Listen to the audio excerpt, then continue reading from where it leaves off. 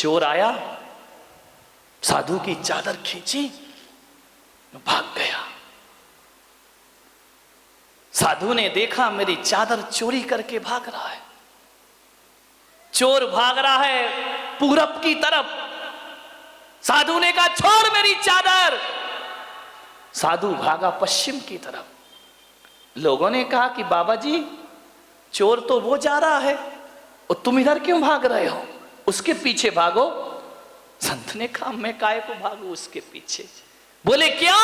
बोले जाने दे उसे, मैं अपनी चादर लेके रहूंगा। संत इधर भाग रहे, चोर इधर भाग रहा है। बोले इस चादर कैसे मिलेगी? संत ने कहा पागल, वो बस्ती की तरफ भाग रहा और मैं मरघट की तरफ भाग रहा हूं। अरे आज नहीं तो कल ये चादर ओढ़ के आएगा तो यहीं जाएगा, भाग के कहां, इसलिए वहां नहीं जाके मैं यहां भाग रहा। ध्यान रखना, लोग बस्ती उसे कहते हैं जो रोज उजड़ती है।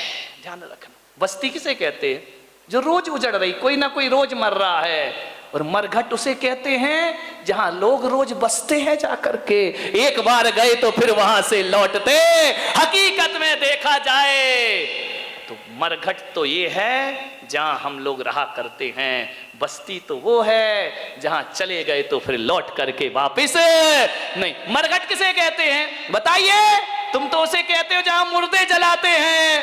मैं पुलक सागर कहता हूं वो मरघट नहीं, वो बस्ती है। मरघट क्या होता है? जिस घर में जहां पर प्राण जाए घट, वो कहलाता है मरघट। असली मरघट तो ये घर ही है तुम्हारे, ध्यान रखिए, यही प्राण घट। आज तक कोई मरघट में जाके मरा है? कहां मरते हो? घर में। एक आदमी आया बिठला, उसने नया नया मकान बनाया, मेरे से बोला कि इसका नाम रख दो। मैंने कहा मेरे से मत रखवा। बोले नहीं नाम रख दो। मैंने कहा लिख दे मरघट। बोले मरघट? मैंने कहा हाँ। मैंने कहा तेरे प्राण यहीं घटेंगे।